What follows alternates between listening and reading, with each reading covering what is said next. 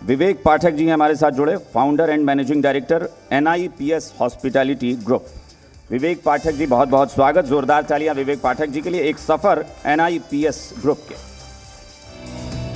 निप्स school of hotel management अपनी स्थापना के 30 साल पूरे कर चुका है। अपने इस सफर में संस्थान ने जो कामयाबी पाई है वो बेमिसाल है। हॉस्पिटैलिटी एजुकेशन के अग्रणी संस्थान के तौर पर इसने अपनी पहचान बनाई है। इस संस्थान में छात्रों को hotel, aviation, cruise, culinary, retail, event के साथ ही grooming, personality development, leadership skill भी सिखाई जाती है। निप्स हॉस्पिटैलिटी ग्रुप के मैनेजिंग डायरेक्टर विवेक पाठक से सुनिए, ये संस्थान हॉस्पिटैलिटी एजुकेशन में लीडर कैसे बना। निप्स के 30 साल की यात्रा की उपलब्धि ये है कि आज हम number 1 college in hotel management में हैं। यानी एक तरफ से आप कह सकते हैं कि अनडिस्प्यूटेड लीडर। आज निप्स से पढ़ाई करके हमारे स्टूडेंट देश विदेश में सफलता की परचम लहरा रहे हैं। निप्स होटल मैनेजमेंट के देश भर में 4 कैंपस हैं, जिनमें कोलकाता, शिलोंग, भुवनेश्वर और रांची शामिल है। निप्स की गिनती दुनिया के सर्वश्रेष्ठ 90 संस्थानों में होती है। इसे बेस्ट इंटरनेशनल प्लेसमेंट का सम्मान भी हासिल है। तो बड़ी दिलचस्प बात है कि इस मंच पर हमारे मेहमान के तौर पर विवेक पाठक जी मौजूद हैं, जो अपने संस्थान में मेहमान नवाजी कैसे करते हैं ये बच्चों को सिखाते हैं कि मेहमान नवाजी की कैसे जाती है। और आज हमारे यहाँ आप मेहमान बनकर आए हैं, बहुत बहुत शुक्रिया आपका। बिल्कुल, एक बार विवेक पाठक जी के पास चलता हूँ, चूँकि मैं सवाल और भी सारे लूँगा। हॉस्पिटैलिटी इंडस्ट्री में आपको क्या लगता है अभी निप्स का कितना योगदान आप पाते हैं? क्या लगता है कि बहुत, चूँकि मैंने कहा कि मेहमान नवाजी सिखाते हैं आप लोगों को, तो क्या आपने अब जिस मकाम पे जाना चाहते थे वहाँ तक पहुँच गए हैं या अभी लगता है कि अभी और थोड़ा सफ़र बाकी है? जी, जब मैंने 1993 में, सबसे पहले आपका बहुत बहुत शुक्रिया कि आप लोगों ने हमें यहाँ पे बुलाया। मैं मैंने अपने कॉलेज के बारे में बताता हूँ। जब हमने 1993 में शुरू किया था, उस समय तो मैं अपना करियर बना रहा था। हाँ, उस समय ये नहीं सोचा था कि क्या होने वाला है। माइक थोड़ा अपने पास कर लीजिए जी। उस समय ये नहीं सोचा था कि क्या होने वाला है, नहीं वाला। उस समय तो अपनी करियर की सोच रहा था। तो कॉलेज तो खुल गया, करियर अपनी सोच रहा था, लेकिन दूसरे की बनाने की सोच रहा था।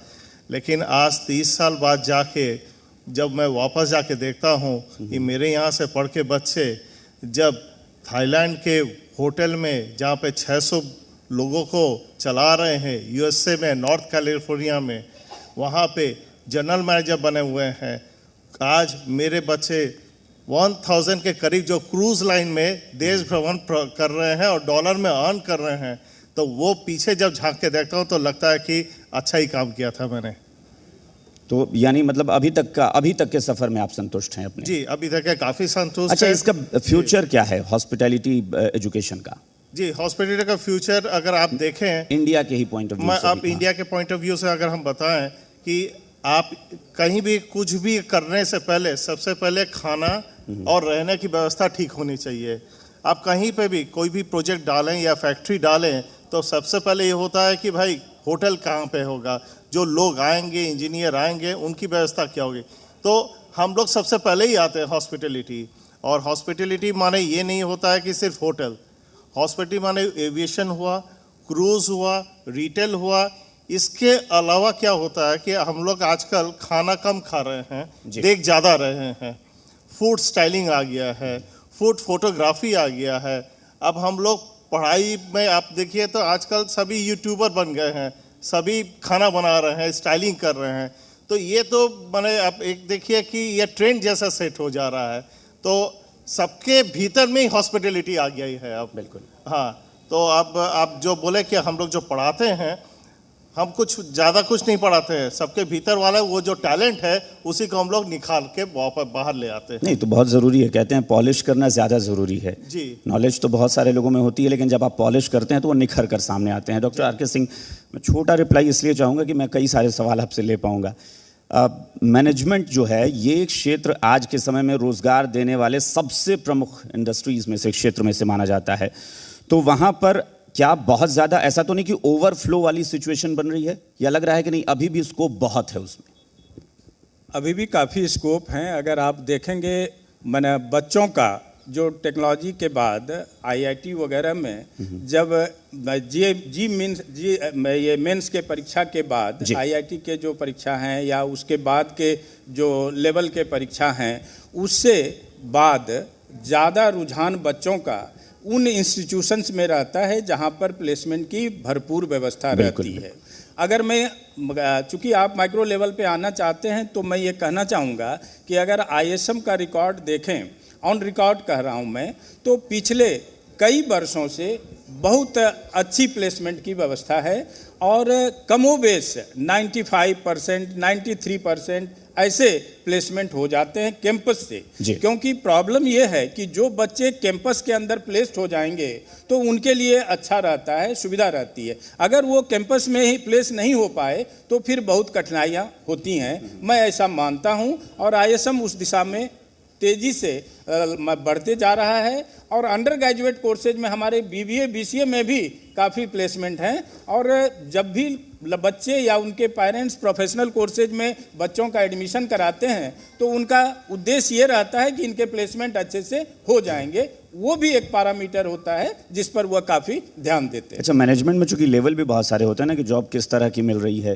तो क्या लगता है कि यहाँ बिहार के संस्थानों से पढ़कर, मैं आपके संस्थान की बात करें, यहाँ से पढ़कर बहुत अच्छी अपॉर्चुनिटीज़ मिल रही है?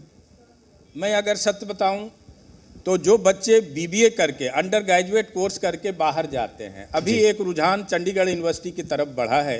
मैं बहुत ज़्यादा उस दिशा में नहीं बोलना चाहूँगा, लेकिन जब वही बच्चे आते हैं हमारे यहाँ से सर्टिफिकेट वगैरह लेने के लिए, तो जब वो बताते हैं, जब हम लोग पूछते हैं कि आपकी कैसी पढ़ाई चल रही, कैसा आप कर रहे हैं वहाँ और क्या होना चाहिए, तो उन्होंने कहा कि सर आप लोगों ने इतना पढ़ा दिया कि अब वहाँ पढ़ने की ज़रूरत ही महसूस नहीं होती। रेगुलर क्लासेज होते हैं, 6 पीरियड्स हम लोग मॉनिटर करते हैं और जब तक क्लासेज रहते हैं मैं एक एक पीरियड को मॉनिटर करता हूँ। हमारे यहाँ यूएस पैटर्न के आधार पर कोर्स कोऑर्डिनेटर हैं, डोमेन लीडर हैं, फैकल्टी इंचार्ज हैं, एडमिनिस्ट्रेटर हैं, फिर डायरेक्टर हैं और फिर टॉप मैनेजमेंट हैं। तो ये पूरी तरह से ये सारे लोग, हमारे देवल सिंह जी यूएस से पढ़कर आए हैं और दूसरे अमल सिंह जी भी वहाँ से आए हैं। इन लोगों ने वहाँ जो सीखा है उसको यहाँ भरपूर कोशिश करते हैं कि उसको इम्प्लीमेंट किया जाए। और मैं विश्वास दिलाता हूँ कि आने वाले दिनों में, अब चूँकि स्टूडेंट स्ट्रेंथ इतना ज़्यादा हो गया है कि हम लोगों ने बीए चौधरी जी से कहा भी था, उन्होंने भी 2-3 बार हमें कहा कि आप यूनिवर्सिटी की तरफ बढ़ें और आने वाले दिनों में बहुत जल्द ही हम लोग एक जिस तरह का liberal arts and science university की प्रथा चली है, उसी आधार पर हम लोग भी liberal arts and science university की दिशा में बढ़ेंगे, ये आपको विश्वास दिलाता हूँ। विवेक जी, चूंकि यही सवाल आपसे, क्योंकि मैं बार बार कह रहा हूँ कि सिर्फ डिग्री मायने नहीं रखती है, रोज़गार बहुत मायने रखता है और उम्मीदें सबकी होती हैं, सबकी ख्वाहिश होती है कि रोज़गार भी ऐसा मिले कि एकदम आलीशान ज़िंदगी हो। तो मैं बताऊँ कि निम्स का जो सफ़र है वो आपने शुरू किया, अभी तक का आपने बहुत अच्छा बताया, लेकिन अभी भविष्य में कोई ऐसी प्लानिंग है कि आपको लगे कि स्टूडेंट्स के लिए जो वहाँ ज्वाइन करने आए, वो वहाँ पर पढ़ाई करने आए, उनके लिए कुछ खास, कुछ स्पेशल आप दे रहे हो जो बाकी यूनिवर्सिटी से या बाकी कॉलेजेस से आप अलग कुछ देने की कोशिश कर रहे हो? जी, सबसे पहले तो हम लोग क्या करते हैं, हम लोग सिर्फ पढ़ाते नहीं है, उनको वेरी फर्स्ट डे से उनको ये सिखाते हैं कि आपको फ्यूचर में डायरेक्टर और जनरल मैनेजर बन रहा है। उनकी ड्रेसिंग, उनकी बातचीत का तौर तरीका, उनको उस समय जो कठिनाइयाँ आने वाली है फ्यूचर को रोल प्ले के हिसाब से हम लोग उन लोग को सिखाते हैं। थोड़ा प्लीज पास करें। रोल प्ले के हिसाब से उनको हम लोग सिखाते हैं।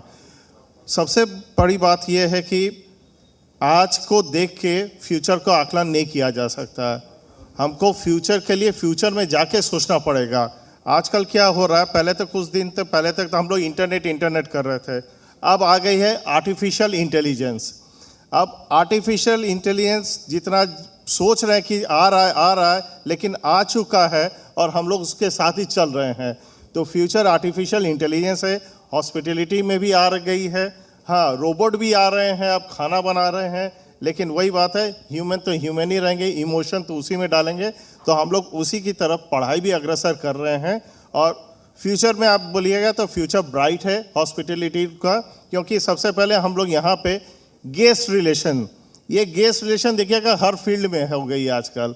आप मार्केटिंग में बोलिए, होटल में बोलिए या फूड टेक्नोलॉजी में बोलिए, कॉलिंग सेंटर में बोलिए, हर जगह। तो ये हम लोग सिखा देते हैं। तो किसी को खाने पीने की कोई व्यवस्था नहीं है, आलीशान घर भी होगा, बंगला भी होगा, जो ख्वाहिश होती है सब पूरी होती है। हाँ, लेकिन मतलब सब लोग जनरल मैनेजर तो बनेंगे नहीं होते हैं। जनरल मैनेजर नहीं होते, मैनेजर होंगे, डायरेक्टर होंगे, दूसरे फील्ड में होंगे, माने सुपरवाइजर, ये सब तो होंगे ही होंगे। और सबसे बड़ी बात हम लोग क्या करते हैं, हम लोग मॉनिटरिंग करते हैं। हम मेरा जो स्टूडेंट, जो फर्स्ट स्टूडेंट भर्ती हुआ था, आज भी हम लोग उसके साथ हैं, माने सबकी मॉनिटरिंग करते हैं। माने ऐसा नहीं कि क्लास से, स्कूल से पास हो गया, ख़त्म हो गई रिश्तेदारी, उसके साथ हम लोग पूरा चलते रहते, क्योंकि वही फ्यूचर में आके हम लोग के स्टूडेंट को वही लेके जा रहा है। तो आज जो मेरे स्टूडेंट जो मैनेजर डायरेक्टर बन गए हैं, तो वही वापस ही आ रहे हैं, तो हम लोग को प्लेसमेंट की कोई चिंता है ही नहीं। अच्छा डॉक्टर सिंह, आप ज़रा बताएं, चूँकि यहाँ पर कह रहे हैं कि बिहार, पटना ख़ास तौर पर एजुकेशन हब बन चुका है, वहाँ पर कंपटीशन भी बहुत होगा, तो उस कंपटीशन को कैसे आप मतलब उसमें आप अपने आप को आगे बढ़ाने की कोशिश करते हैं, या वहाँ पर अपने आप को कैसे आप अग्रणी रखने का प्रयास कर रहे हैं? 2-3 मिनट लूँगा मैं जी। अगर आप आज के शिक्षा नीति के अनुसार चलें, सबसे पहली बात तो ये कि हमारा जो GER है, ग्रॉस इनरोलमेंट रेशियो है, वो 28% प्लस है एज कंपेयर टू 50% दूसरे देशों का, डेवलप्ड कंट्रीज का। बहुत लेमैन के समझ में भी आने की बात मैं सोच रहा हूँ। और जब आप देखेंगे आज के शिक्षा नीति के अनुसार, DP सिंह साहब थे, वो काफ़ी कोशिश करते रहे कि समग्रता के साथ मातृभाषा में शिक्षा होनी चाहिए। जी, यह इसलिए जरूरी है कि अगर इसके ओरिजिन में आप जाएं, इंग्लिश जो है वह ग्लोबल लैंग्वेज कतई नहीं है, वह वैश्विक भाषा नहीं है। अगर वो वैश्विक भाषा होती तो दक्षिण पूर्वी एशिया का 50% से ज़्यादा पॉपुलेशन वो लैटिन और स्पेनिश बोलती है, जापान जापानीज, रसिया रसियन।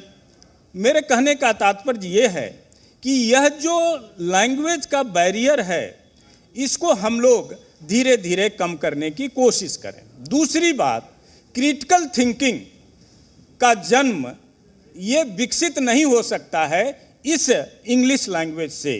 बुरा न मानेंगे, हमारे बिहार में जब ये यूनिफाइड बिहार था, तो बिहार और झारखंड जब मिला हुआ था, तो उस समय नेतरहाट विद्यालय आज भी है, आवासीय विद्यालय है, और सैनिक स्कूल हैं बिहार के तिलैया में।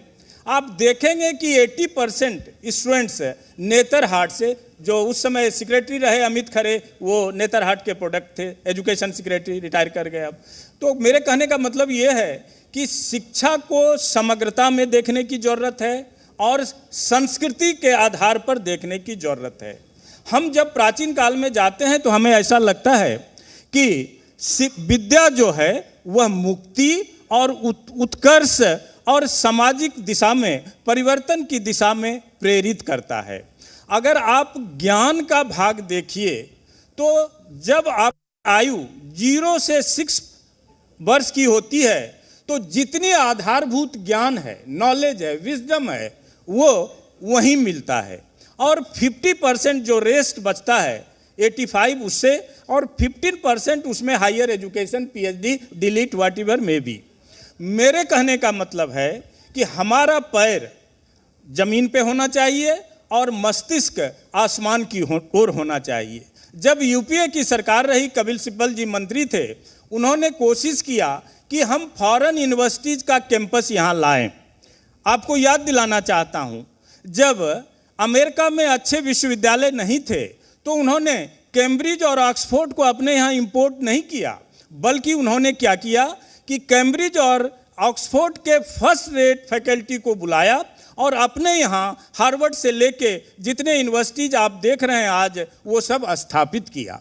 मेरे कहने का तात्पर्य ये है, आज जो ये सरकार और अगली सरकार भी इस दिशा में बहुत प्रयत्नशील थी कि हम बड़े बड़े ब्रांड के कैंपस अपने यहाँ ले आएं, यह कभी भी सफल नहीं हो सकता। क्योंकि साथियों, ये यूनिवर्सिटी जो होती है ना, वो कई चीज़ों से डिफाइन होता है। उसका पहला पैरामीटर सोशल होता, दूसरा पैरामीटर कल्चरल होता, तीसरा पैरामीटर पॉलिटिकल होता, और यह वहाँ के कंटेस्ट में, इन्वायरमेंट के कंटेस्ट में दिशा निर्देशित होता है। अतः हार्वर्ड और ये कैम्ब्रिज जो है वो मेयरली इंफ्रास्ट्रक्चर नहीं है, कमरा नहीं है, बिल्डिंग नहीं है जिस पे आज सारे यूनिवर्सिटीज और जितने ये प्राइवेट यूनिवर्सिटीज आ रहे हैं उस पर जोर देते हैं, बल्कि ये एक ऐसा इन्वायरमेंट है और वहाँ के लोग वो काम कर रहे हैं जो आज तक पहले नहीं किया गया था। और कोठारी साहब भी बराबर इस बात पर जोर देते थे कि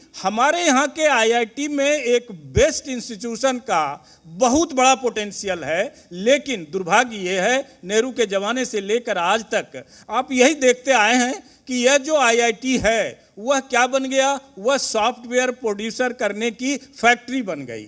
उस रिसर्च की ओर बहुत ज़्यादा लोग नहीं जा पा रहे हैं, वो तुरंत जॉब में चले जाते हैं, प्लेसमेंट चाहते हैं। आपको ये भी पता होगा जब नेहरू जी ने Tata institute of fundamental research की स्थापना कराई थी तो भाभा उस इंस्टीट्यूट को 2 सब्जेक्ट के रिसर्च के लिए बनाए थे, सोचे थे, पहला फिजिक्स और मैथमेटिक्स। लेकिन जब ओबेद अंसारी ने मॉलिक्यूलर बायोलॉजी पर भी रिसर्च करने की कोशिश की तो फिर उन्होंने एक नया इंस्टीट्यूट भी स्थापित किया और उसके आधार पर Tata institute of fundamental research आज कई अच्छे रूपों में आगे बढ़ रहा है। मैं कंक्लूड करूंगा यह कहकर कि केवल इंफ्रास्ट्रक्चर से नहीं होगा, फैकल्टी से नहीं होगा, और प्रमोटर को दूर से देखना होगा। और ये इंस्टीट्यूशन पूरी तरह से एकेडमिक होना चाहिए और उन्हें लिबर्टी मिलनी चाहिए कि वो कैसे इंस्टीट्यूशन को सही दिशा में चलाते हैं और कैसे तरक्की की ओर, प्रोग्रेस की ओर, भारत के विकास में अपना योगदान दे सकते हैं। इस दिशा में कोशिश होनी चाहिए। मैंने चूंकि लोकल यहाँ के कंपटीशन की बात की थी, मैं उस पर आपसे पूछूंगा। विवेक जी, दरअसल एक धारणा बनी हुई है कि बिहार, उत्तर प्रदेश, या मैं कहूँ कि इस तरफ का जो क्षेत्र है, बिहार हो, उत्तर प्रदेश हो, या फिर आप बंगाल को भी जोड़ सकते हैं, कि स्मार्ट बच्चे कितने मिलते हैं जो इस क्षेत्र में हॉस्पिटैलिटी में जाएं और वो बहुत स्मार्टनेस हो, उनमें डायनामिक पर्सनैलिटी हो। ये एक बहुत मायने रखता है। तो क्या ये धारणा बनी है वो सही है या गलत है, या आपको लगता है कि नहीं यहाँ भी वैसे बच्चे मिलते हैं जो उस तरह के स्मार्ट होते हैं? नहीं, ये बिल्कुल धारणा बहुत गलत है और ऐसा है भी नहीं। हम बोल रहे हैं यहीं से बच्चे, बिहार से हम नाम ले रहे हैं, संजय कुमार यहीं से आए थे। अगर आप जैसे बोल रहे हैं कि उनको लगा कि वो नहीं कोर्स कर पाएंगे, ऐसा नहीं, वो आज दुबई में एग्जीक्यूटिव शेफ हैं। हाँ, तो ये धारणा गलत है। होटल मैनेजमेंट एक ऐसा कोर्स है जहाँ पे हम लोग हुनर सिखाते हैं, स्किल सिखाते हैं। स्किल के साथ वो पर्सनालिटी, जब आप स्किल सीख लेते हैं ना, आपके भीतर में कॉन्फिडेंस आ जाता है। और कॉन्फिडेंस क्या होता है, एक दिन में नहीं आता है, धीरे धीरे 3 साल में हम लोग उसको सिखाते रहते हैं। उनकी इंग्लिश बोलने की ज़रूरत है। हम लोग के कोर्स में इंग्लिश का एक महत्व है, बिल्कुल। क्योंकि क्या होता है, आप तो हम लोग ट्रेन नहीं कर रहे, सिर्फ इंडिया के लिए नहीं कर रहे हैं। आप अगर माने, हम लोग बहुभाषीय राष्ट्र हैं, हाँ, जहाँ पे एक तो माध्यम होता है, हिंदी भी है, वहाँ पे इंग्लिश भी है। लेकिन आप तो बाहर भी जाना चाहोगे, फॉरेनर गेस्ट आएंगे तो वही तो रेवेन्यू लेके आएंगे। उनसे बात करने के लिए हम लोग के यहाँ इंग्लिश की ज़रूरत पड़ती है। अब इंग्लिश में बात करने के उसको क्या होता है, हम लोग 3 साल ट्रेन करते हैं और वो कॉन्फिडेंस अपने आप आ जाता है। उस कॉन्फिडेंस से माने किसी को ये नहीं कि स्मार्ट, वो तो स्मार्ट काम जिस दिन कॉन्फिडेंस आ गया अपने आप स्मार्ट बन जाता है। बिल्कुल जी, तो इसमें कोई माने ये जरूरत नहीं। बहुत ज्यादा चुनौती आपको नहीं लगता है कि इसमें बहुत ज्यादा? नहीं, बिल्कुल नहीं, ये सब नॉर्मल है। हम लोग देखिए, होटल मैनेजमेंट है क्या, घर में आप दरवाजा खोलते हैं, स्माइल करके, कोई भी मेहमान आए तो मुस्कुराते, अच्छा लगे या ना लगे तो मुस्कुराते जरूर हैं। अब मेहमान आ गए, उनको आप कुछ तो पानी खाना देते ही हैं, तो वही तो आप कर रहे हैं। वो अगर बना के ना एक तो अच्छा से रूम देते हैं, खाना, यही है होटल मैनेजमेंट। इसी स्टडी से जुड़े हुए और भी यूनिवर्सिटीज या कॉलेज आते हैं, उसको आप कंपटीशन के तौर पर लेते हैं या आपको लगता है कि नहीं बहुत जरूरी भी है? नहीं, हम तो चाहते हैं जितने आएंगे हॉस्पिटैलिटी में, हम चाहते हैं वो एक तो धारणा होती है ना कि आप वेटर बन जाओगे, ये वेटर वाला कॉन्सेप्ट तो खत्म ही हो गया है। पहले होता था कि कोई काम नहीं कर रहा भाई बन गया, अब तो आप देखिए पढ़े लिखे लोग आ रहे हैं और यही जरूरत है।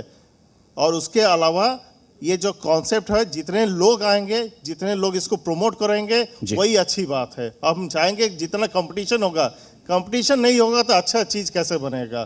कंपटीशन की बहुत ज़रूरत है। बिल्कुल जी। चलिए डॉक्टर सिंह, वही मैं जो पूछ रहा था, मैं यहाँ लोकल कंपटीशन की बहुत छोटा मुझे जवाब चाहिए। हाँ, कि यहाँ पर इस कंपटीशन को किस तरीके से देखते हैं कि जब ये कहा जा रहा है, मैं बार बार कह रहा हूँ मुझे नहीं पता, ये आप लोग बेहतर बताएंगे कि क्या वाकई एजुकेशन हब बन चुका है पटना या बिहार, और वहाँ पे कंपटीशन आप अपने आप को कहाँ पाते हैं? अभिषेक जी, छोटा जवाब जब प्लीज सर। एक स्टूडेंट 12 पास करके आगे की पढ़ाई के लिए शहर आता है और कैपिटल आता है, तो उसके सामने 3 तरह की समस्या होती है। पहली समस्या भाषा की समस्या, दूसरी समस्या परिवेश की समस्या, और तीसरी समस्या आर्थिक समस्या। अब मैं आर्थिक से शुरू करता हूँ। हाँ, लेकिन संक्षेप में सर प्लीज। हाँ। बिहार हमारे देश का पहला स्टेट है, पहला राज्य है जहाँ पर स्टूडेंट क्रेडिट कार्ड के माध्यम से हम जो 12 पास किए हैं बिहार से, उनको सरकार 4 लाख रुपये देती है और वो डायरेक्ट बेनिफिट ट्रांसफ़र होता। तो वैसी स्थिति में उनकी आर्थिक समस्या एक बड़े लेवल पर, एक बड़े एरिया में पूरी हो जाती है। दूसरी समस्या परिवेश की होती है। परिवेश की समस्या निश्चित रूप से भाषा की समस्या से जुड़ी हुई है, और यह भाषा जो है, अगर नई शिक्षा नीति जो अपने ग्रॉस इनरोलमेंट रेशियो को बढ़ाने के साथ साथ विकास करना चाहती है एजुकेशन का भी, तो उन्हें इन भाषाओं को, भारतीय भाषाओं को ध्यान में रखकर आगे बढ़ने से निश्चित रूप से बिहार से जो बच्चों का पलायन दूसरे विश्वविद्यालय में है वो धीरे धीरे खत्म हो जाएगा। जब भाषा की समस्या खत्म हो जाएगी तो परिवेश उन्हें अपने आप मिल जाएगा। हम लोगों ने अनुभव किया पिछले कई सालों में कि जब बच्चे 12 पास करके आते हैं तो उनको लिखने की समस्या होती है, बोलने की समस्या होती है। AKU यूनिवर्सिटी के वाइस चांसलर साहब बैठे हुए हैं। परीक्षा का मीडियम और पढ़ाई का मीडियम इंग्लिश होता है। 99% बच्चे बहुत अच्छा करने लगते हैं ग्रेजुअली। सो इंग्लिश का जो एक हवा है, एक डर है, उसे मिटा देने के बाद हमें नहीं लगता है कि बिहार में अगर अच्छे इंस्टीट्यूशन खड़े हो जाएं, केवल इंफ्रास्ट्रक्चर के रूप में नहीं, infrastructure doesn't mean only building, faculty भी इंफ्रास्ट्रक्चर में ही आते हैं। अगर अच्छे फैकल्टी हो जाएं तो धीरे धीरे बिहार से जो बाहर के, हमें उसमें बुरा भी नहीं लगता, दिल्ली यूनिवर्सिटी में 66,000 स्टूडेंट लेते हैं, जिसका 85% स्टूडेंट जो है वो बिहार और कुछ प्रांतों को मिलाकर होता है। तो और IAS जो बिहार मान देश की सबसे बड़ी परीक्षा है, उसमें हिंदी मीडियम से क्वालिफाई करने वाले लोगों की संख्या क्रमशः बढ़ती जा रही है। मेरा मतलब हिंदी का प्रचार करना नहीं है, मेरा मतलब ये है कि ये भाषा और परिवेश और अर्थ की जो समस्या है, इसको कॉप अप करते हुए हम लोग कैसे बिहार को शिक्षा के क्षेत्र में भी आगे बढ़ाएं। उम्मीद भी करते हैं कि ऐसा होगा। और मुझे लग रहा है कि आप कुछ कहना चाह रहे थे इस पर सर, कुछ कहना चाह रहे थे कि आप कंपटीशन पे, चूंकि परिवेश की बात हो रही है। नहीं, कंपटीशन मेरे ख्याल से जितना होगा उतना अच्छा होगा जी। और कंपटीशन रहने से स्टूडेंट को भी पता चलेगा कि हम कहाँ पे अच्छी पढ़ाई कर रहे हैं, और मैनेजमेंट भी और अच्छी पढ़ाई देने की कोशिश करेगा। चलिए, मुझे लगता है कि भविष्य वाकई मैनेजमेंट का बहुत ज़्यादा है और बहुत अभी भी बहुत है, स्कोप बहुत है। तो इसलिए उम्मीद करते हैं कि छात्र आएँ, पढ़ें और बिहार से निकलें तो बिहार का नाम रोशन होगा। बहुत बहुत शुक्रिया आप सबका हमारे साथ। Thank you so much. Thank you, बहुत बहुत शुक्रिया। नमस्कार।